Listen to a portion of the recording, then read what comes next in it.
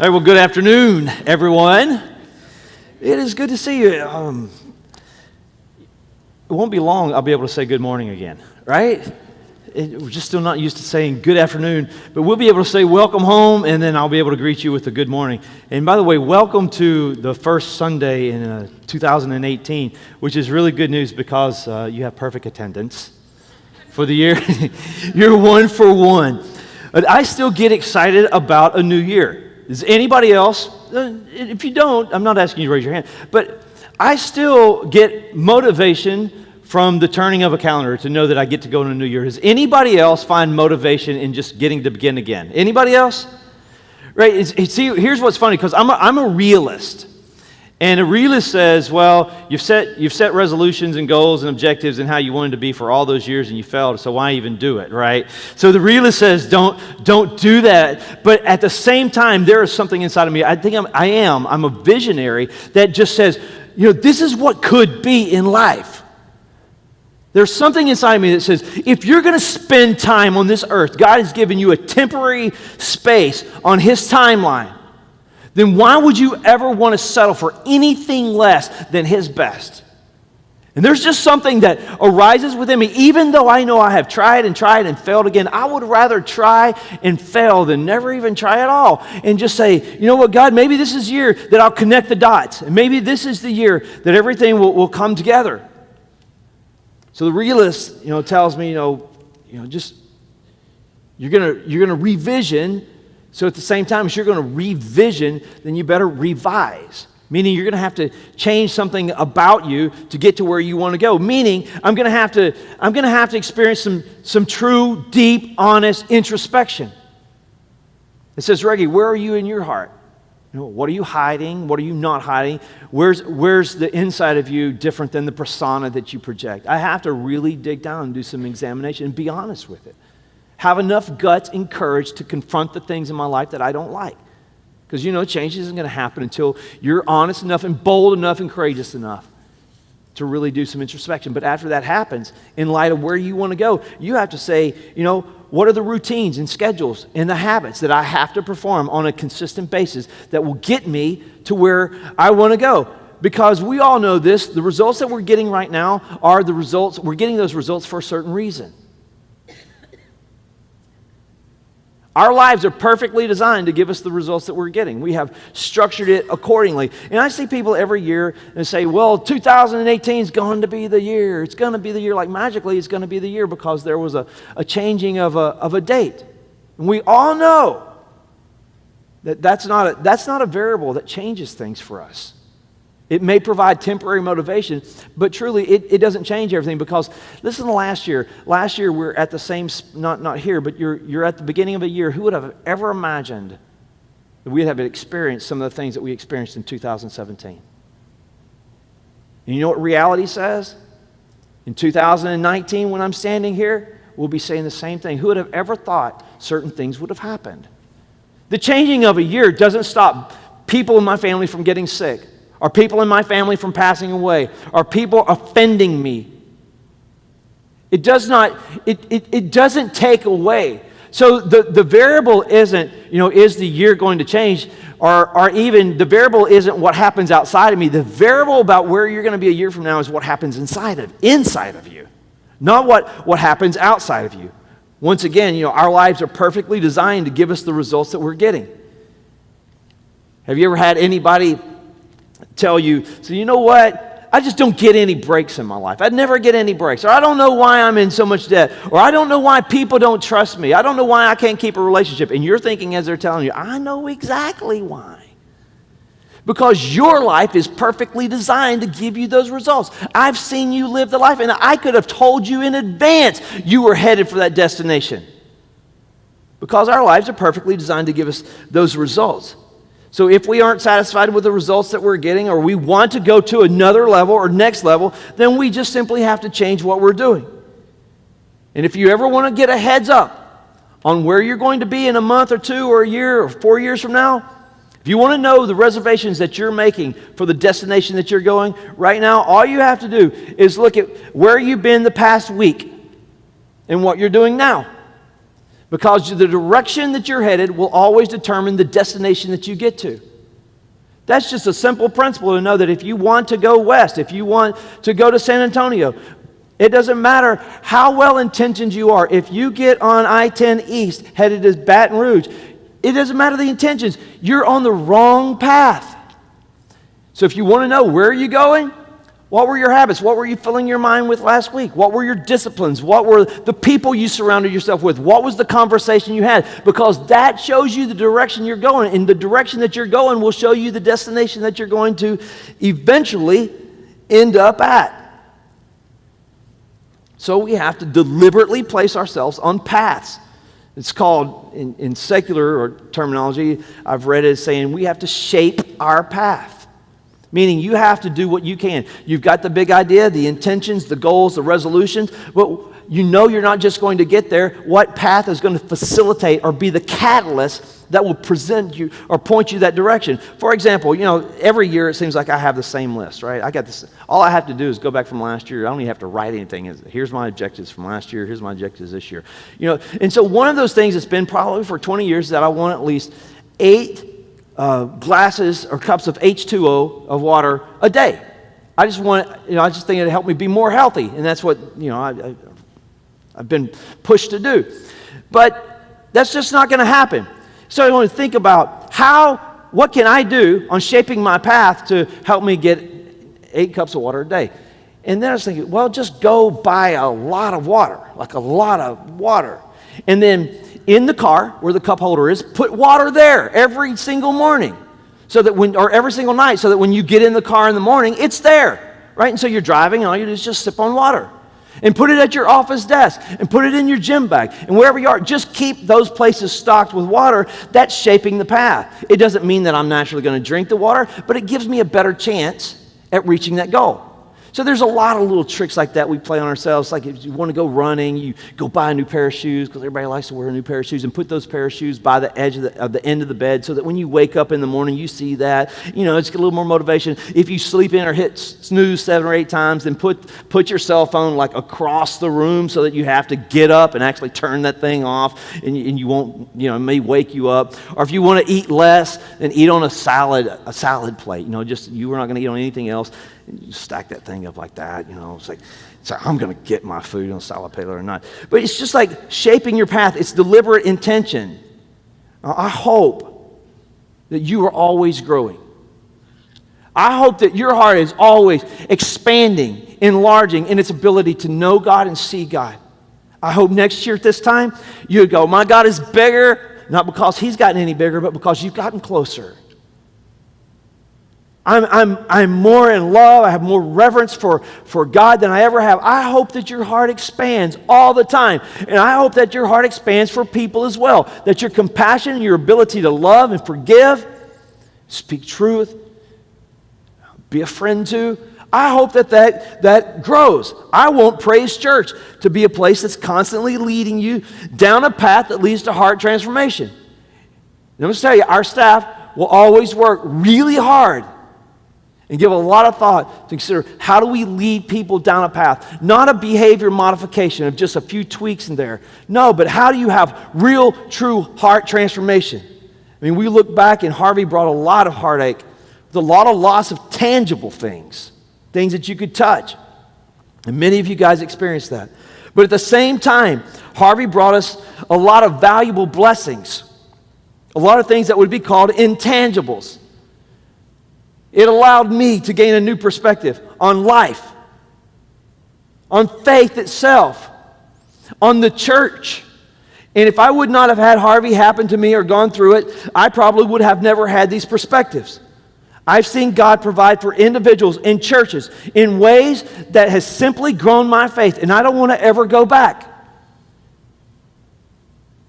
When I told my wife, or when my wife asked about the church, or I tell my wife about the damage to the church and what we experienced, her simple answer or question was, so what are we going to do? And my response was, I don't know. It'll take a miracle. And I didn't say that without faith. I said it with faith, knowing that I really don't know how this is going to be rebuilt or how we're going to stay together. All I know that God is faithful, and it will take something supernatural in God's intervention to keep us together as a church and to rebuild the church that we are coming from. Well, I mean, my faith has grown, and I don't want my faith to ever go back. I've witnessed people from all over the United States rush down to Texas, to Southeast Texas, to work in churches that they've never seen, to work in homes of people they never know, to work 12 to 14 hours, and to sleep on floors for people that they'll never talk to again. I've seen that. It's given me an example of what we should be doing as a church and how we should handle people who are in need. I've seen people in this church open up their wallets and give financially, generously to other families. Make meals and bring it to homes. Open up their homes and let people stay in their homes. I've seen things that hopefully my mind, my capacity to know God and know what can be done will never go back. I've seen people go into homes and give sweat equity into gutting out homes of other people. My faith has been stretched. And I hope that it will never, ever, ever go back to the original size, to the size that it was prior to seeing God work. I do know God will move mountains. I do know God will meet the needs. I do believe that He'll work through His people in extremely incredible ways. Amen? So I don't want a new normal. I don't want to go back to normal. I want to keep a new normal. And we simply can't go back as a church. And I'm telling you, we won't go back as a church. We have new normals. Our church is more focused now than we've ever been. So when we're challenged, I guess what normally happens to people, I've heard it said like this, but going through this, it's true. When we're challenged, when we're pressed, when we lose a building, when we become a church of nomads like we have become, you soon become reacquainted with what really matters the most. And it actually becomes a blessing to be able to reprioritize and have a new focus. So let me just mention what Praise Church is always about, has been about, but we just kind of put it in words. I see a passionate church opposed to a dead church or a not passionate church. I see a passionate church growing in both knowledge and experience of God. And I think it's important that we stipulate both knowledge and experience. Not just growing in knowledge, that there's no response to who He is, but that there is a knowledge, and there's an informed idea of who He is. Daniel said, the one who knows who God is, will do great exploits. So to know God, even have reverence for the mystery of God, but have an experience of who He is. I see a church passionate about knowing and experiencing God. I see a community of believers, that would be us, that's committed to building community within the church. Committed to establishing deep, meaningful relationships among each other. I see a church that changes our world, influences our world by doing God's work in response to the work that God's already done in us. So basically I see a church that's eager to learn about knowledge and experience God. I see a church that's eager to serve one another and to help each other stay connected to God. And then I see a church that says, God has been so good to me. How can I not steward what He's given me for the sake of other people? I love the idea of what Jesus said when He talked about the church. And I can see His eyes. I can see fire coming from His eyes when He talks about establishing the church. He tells His disciples, I'll build my church. And then He says, and I can just see him his knuckles getting white as he grasps them. And the gates of hell, Peter, will not prevail against it. He's not messing around when He's creating the church. He's creating something that is to be dynamic. And I just see Peter's like, oh, yes, I love the fire. And the gates of hell, not even the gates of Hades, will prevail against this church, this thing that I'm creating. Church was created to be a movement. It was never, ever created to be about a building, about a facility, or becoming a monument or a museum. It was all about being a movement. Movement breathes. They change things. They produce fruit. They produce results. They see outcomes. And I am sure that's the type of church you want to be a part of. Who wants to be associated with a church that just comes once a week and sits and goes home and does it every single week, and you don't ever make a difference in the community? No, I think people want to be a part of a church, that they have ripples, effects for Jesus Christ, that they do address issues of poverty in their community, social injustice, that they do evangelize the lost, they do disciple, that there is outreach in reaching the needs of people who can't do it themselves. But let's don't fall into the ditch that many New Year's well-wishers fall in, of saying, well, this is my intention, this is a lofty idea, but I'm not going to sit back and plan no practical path to get there, because that's just plain frustrating to me. So we have to ask, what are the reliable paths that will take us to that place? What's the practical organization or the systems that will facilitate the vision? Because without being on the right path, it doesn't matter how well your intentions are, you're never going to get to where you want to go. So you have to be intentional about the paths that you're on and creating paths that will take you to where you need to go. So it's frequent that I get to read to you and share with you Jesus' recalibration about what's the most important thing when it comes to getting results in your life or fruit in your life. It's in John 15. Most of you, if you've been here at Praise, you know it well. And Jesus says it like this: I am the true vine. My Father is the vine dresser. That just means he's got, shears.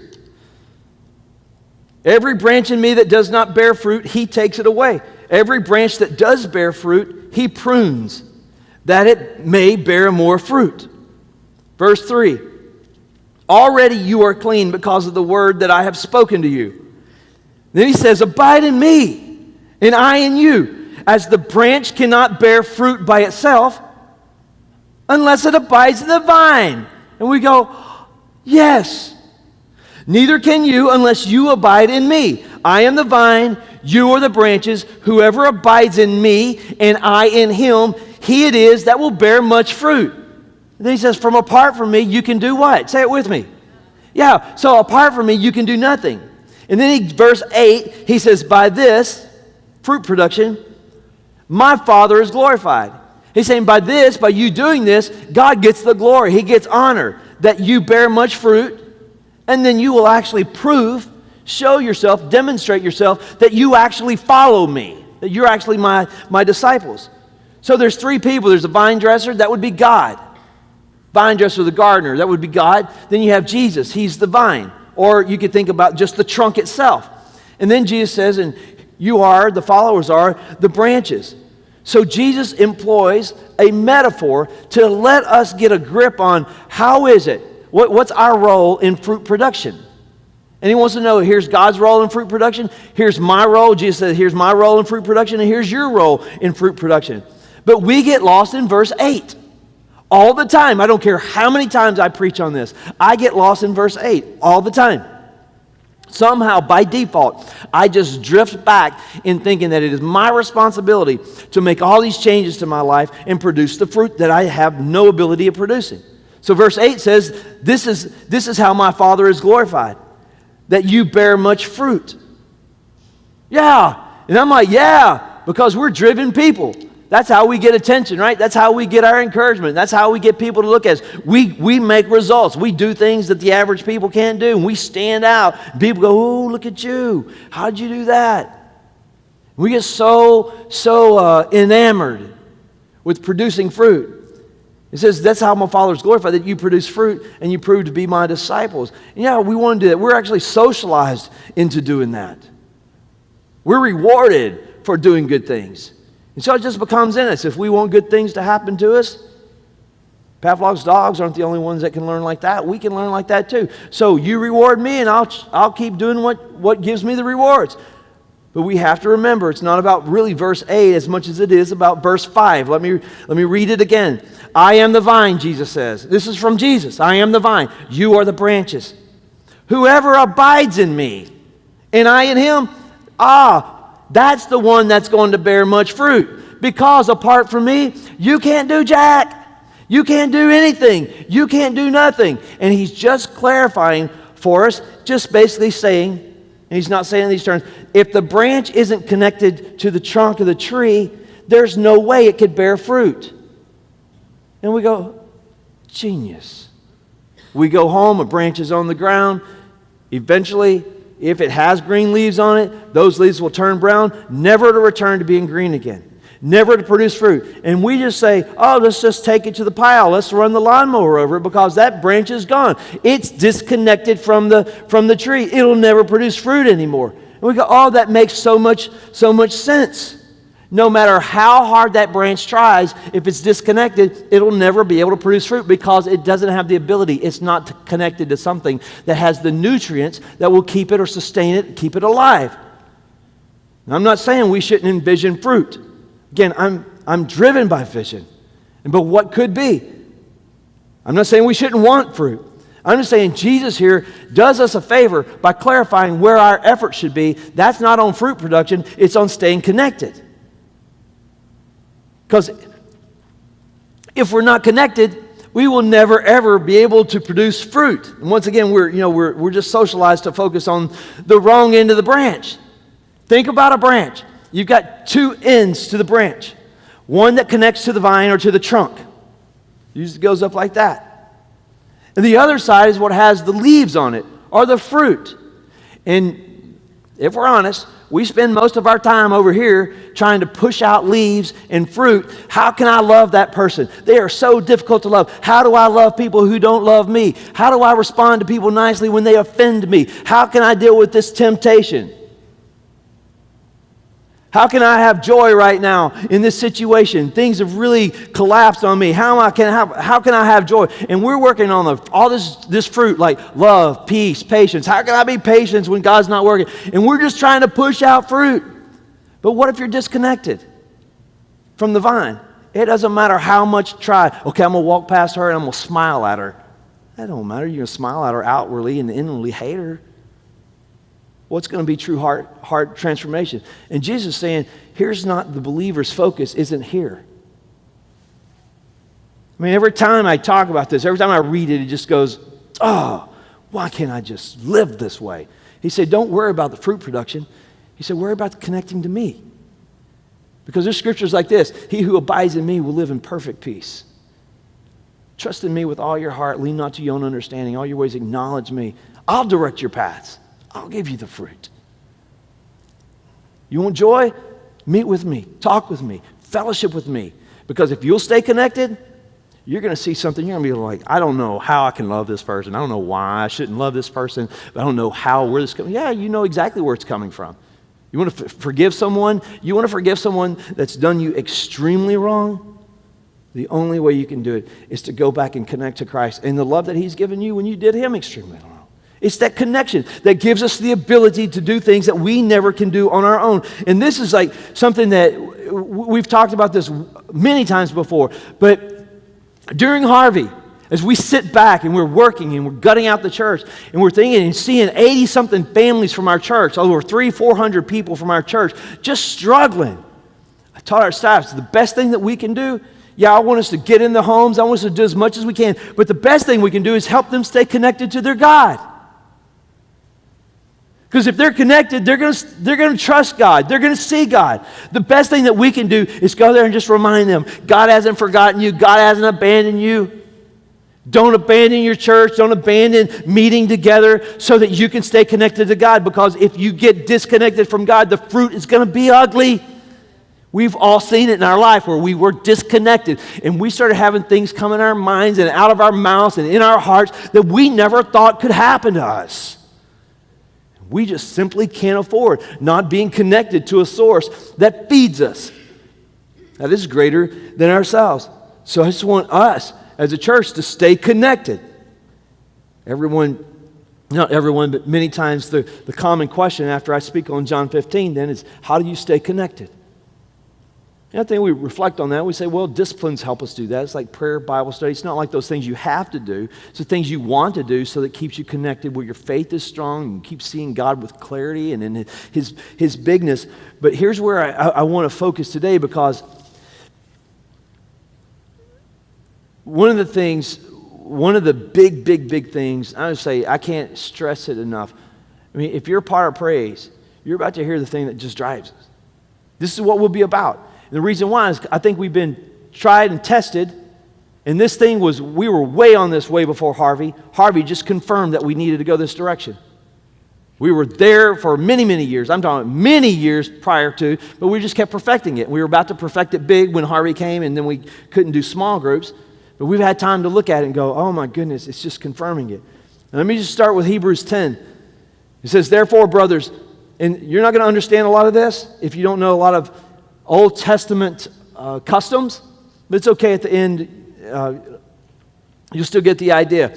Therefore, brothers, since we have confidence to enter the holy places by the blood of Jesus, by the new and living way that he opened up for us through the curtain, that is, through his flesh, and since we have a great priest over the house of God.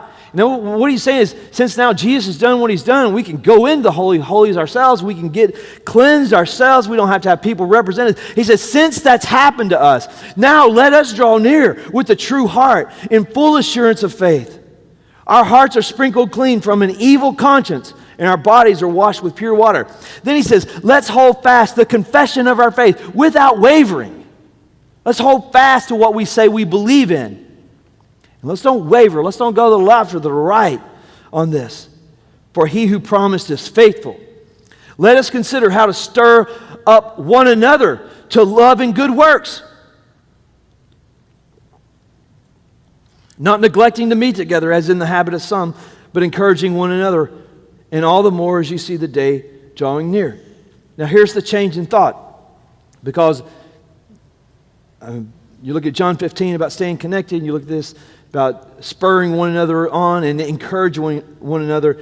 So instead of filtering this Vine passage through the lens that you're thinking of now, which it would only be normal if you're sitting there thinking about this, to go, okay, so how do I personally stay connected, right? If I was sitting in your chair, I'd be going, okay, what do I need to do to stay better connected in this upcoming year so I'll produce fruit? I want to lead you a different direction for a moment. I hope you go there for the sake of just the definition of what the church is. Instead of thinking about how you can stay connected, I want you to think for a moment how you, or the responsibility you have as a follower of Christ to help others stay connected. All right?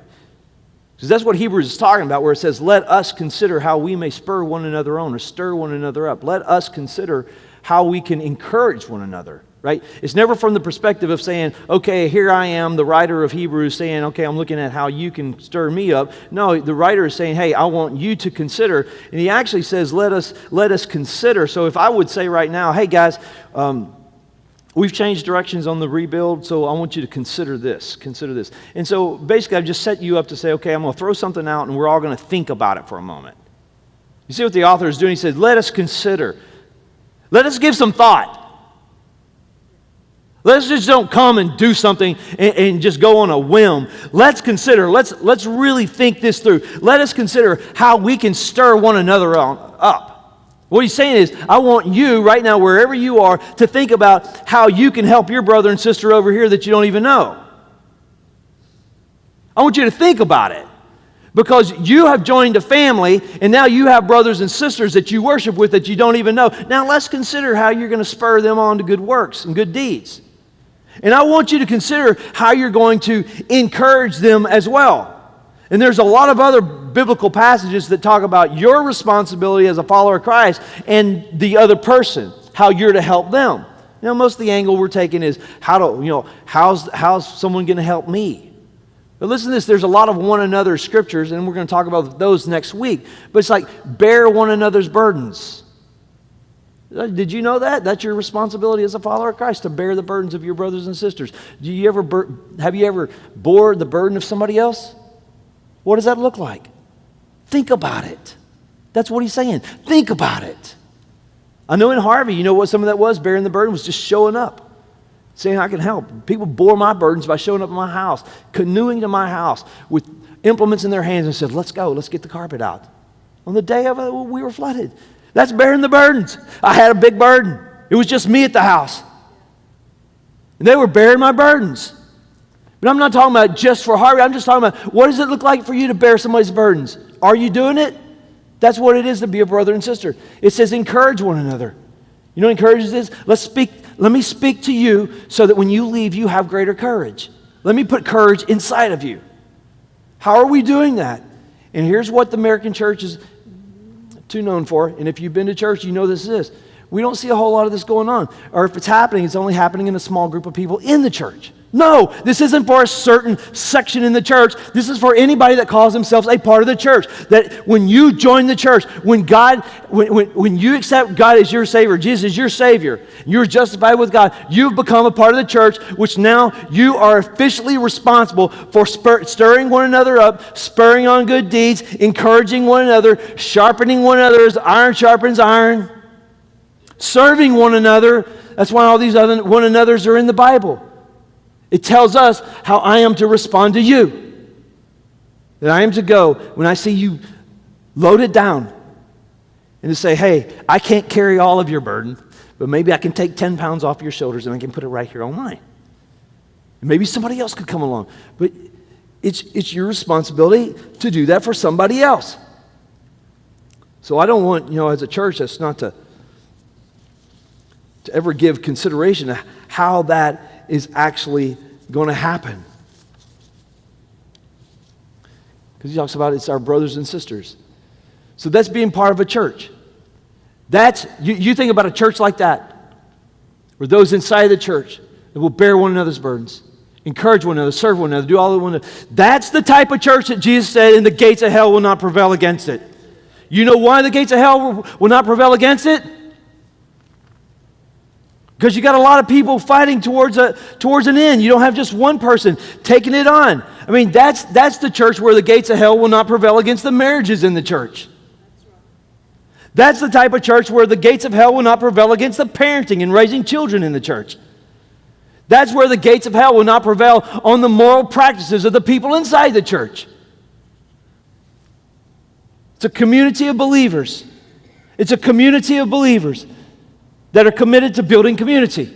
That just simply means they're committed to the one another's in the Scripture, to do that for other people. And if you're going to do it, if you want to see a church, if there will ever be a church that will be raised up to do it, and if you've ever been a part of a church that modeled a part of this, you know that it takes strategy and intention and being deliberate about seeing that it happens. Let me just remind you about the definition of the church. I'll do that by other organizations. We talk about the Astros. If someone was going to say, well, who are the Astros? And we could say, from a very general sense, the Astros is a professional baseball team that is in the major leagues, the NBA. Or we could say, I'll tell you who the Astros are. The Astros, Jose Altuve, George Springer, Dallas Keuchel. We could keep naming them. And so someone would say, well, who's the church? Someone would say, well, the church is the organization in our culture that is bent towards evangelism, telling about who God is, and discipling people, and sharing what doctrine is. Or we could say, the church is Aaron. The church is Reggie. The church is Jenny. The church is Adam. That's the church. Church is Tina. Church is Sam. That's the better way of saying what a church is. And until any church, it doesn't matter, and any church gets that church will never reach its God-given potential. Never. It can't. And everyone loses because of it. Everyone inside the church loses because it's not reaching its potential, and everybody outside the church and the community that is set in loses as well.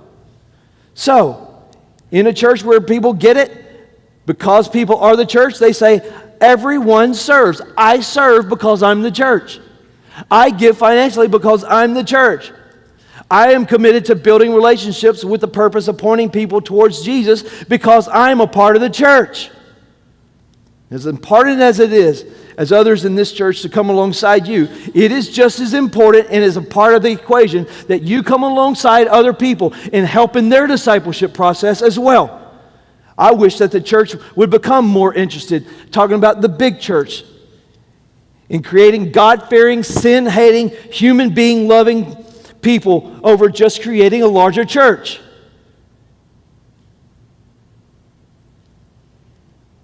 Seats being taken is not always the best indicator of success. I think quality in anything usually produces quantity. So if you take care of what's going on inside, it will eventually take care of what's going on outside. If you can have something healthy, why don't we do that? If you're part of Praise, I think you would say, man, before this message, I think we were doing well. We are. I'm just telling you, it's not until everybody that calls themselves a part of Praise Church is on board with this that we reach our potential. There's no way. If you have 5 people on a team and they're all potential to do 5, you have a potential of 25, right? 5 times 5. 5 people can give 5 points, it's 25. If they all reach 4s, you've got 20. You've got 5 potential points missing. And until anybody within a church. We are the church. We have been placed together. God has provided you with a biological family. You may like them and you may not like them. You have to deal with them. God has given you a spiritual family. You may like them, you may not like them. But you can't get away from the responsibility that Jesus has placed upon us as brothers and sisters. That's why the scriptures call each other brothers and sisters. Look around. This is your family. God has strategically placed you in this body to grow. Not only that you grow, but that you would help them grow. Look at your brothers and sisters. You might think some are a little ugly and some, but you may not like everybody. But nonetheless, this is your family. Deal with it. This is where God's placed me to grow. And until I go somewhere else, if I do go somewhere else, or He takes me on, it's my responsibility to be in here and to help you as a brother or sister to stay connected to the vine, to encourage and spur you on, and to sharpen you and to carry your load. It really is true. Because of Jesus, doesn't matter your age, doesn't matter your race, your economic situation, because of Jesus, we're family. And we're going to grow together. And we're going to point each other to Jesus. I had someone this morning prior to church to say, man, how do you love people who don't love you? And we were just talking, that's a great question. It's a hard question that we all have to deal with. We just talked. It was a very short time for us to just sharpen each other and talk about what that looks like. How do you love people? And what, talk about my love's not dependent upon being loved. God's love to me is not dependent upon me loving Him. He just did it anyway. So one of the eye openers after Harvey was just what it confirmed, and I want you to know it just confirmed it, that small groups, that's our deliberate, intentional path to helping people do the one another's that are so necessary in a church. A church should never be a group of people that don't know each other, that aren't involved in getting to know each other, and not helping each other out. And so small groups is our way. It's just a vehicle. And if I knew of something better than small groups to help people get together and to disciple people, I would kick small groups to the curb in a second and do it. I just don't know of it yet, and I don't know it's been introduced yet. But if we learn something, we would do that. So the ultimate point of this message, and I want to be clear, is not that Reg preached a message that he wants me in a small group. No, yes, and no. The ultimate message is, I want you interacting with one another so that you can do the one another's that Jesus has called us to do as a church.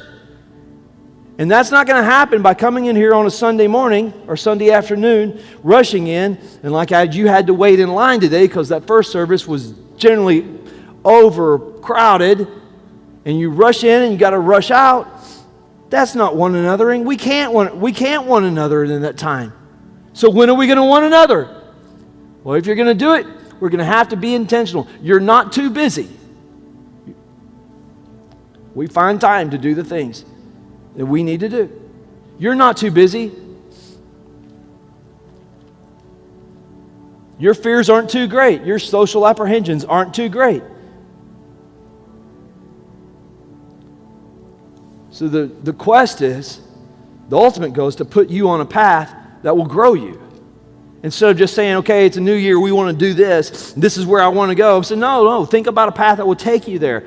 And let us help lead you. Let us help get behind you and run alongside of you and coach you along, and let's run together and let's get there, but at least get on a path. Get on the path that will take you to where you want to go. And not only for you, but that you will actually do that for other people as well. So there's a list online at praisechurch.tv. Go check it out. If for some reason, and it's going to happen, because we may not even have enough space for enough people, it's the way it is. If something happens that it doesn't work for you, come to me or go to Mike Arnold. He's over all the small groups. And let's do it. We're willing to move heaven and earth. We'll move whatever we have to do to get people into intentional conversations about Jesus every single week. Whatever it takes. Whether you host it, or you lead it, or you find a group, it doesn't matter. It's that important. Because the idea is, you're in small groups already. Your small group's just not talking about Jesus. Your small group's not talking about the vine. So at work, you're in a small group, you eat together. What are you talking about? Work? Sports? It's not connecting you to the vine. You're in small groups. We just want to get you in a small group that pushes you towards a connection to the vine so that there will be continued fruit in your life. So we'll move heaven and earth to get you there. So there's no city in America that just needs another church that's measuring its success by attendance. No church. That type of church, measuring that success, doesn't always make a big difference. So let's be a church that's more concerned about filling the people in the seats rather than filling the seats. Because you fill the people in the seats, just let it burn and let people watch, right? Fill us with love and let us love. Let's encourage our hearts and let's watch us encourage others. Point us to Jesus and let's point others to Jesus. Where people don't think there's a way, let us show up and give hope. Let's do that to one another so that when we get out to our families and we get out to our environments, we'll have something inside of us that can spill over to the people that we so desperately want to give hope to. So we spur one another on to good deeds. Amen? Next week, we're going to talk about the one another's. Then after that, we'll start small groups. In our first session in small groups is going to be the group where we all sit around and they're going to follow my sermon series. The teaching is on my sermon series. It's done intentionally so that we can grow together. So the first session, we're all talking about what does it mean to be in a small group and to one another. What does it mean to bear the burden of Aaron? So we'll sit in a small group. What does it mean to bear the burdens of each other? We're just going to put it out there and say, hey, this is what Christianity is about. This is what he's asked.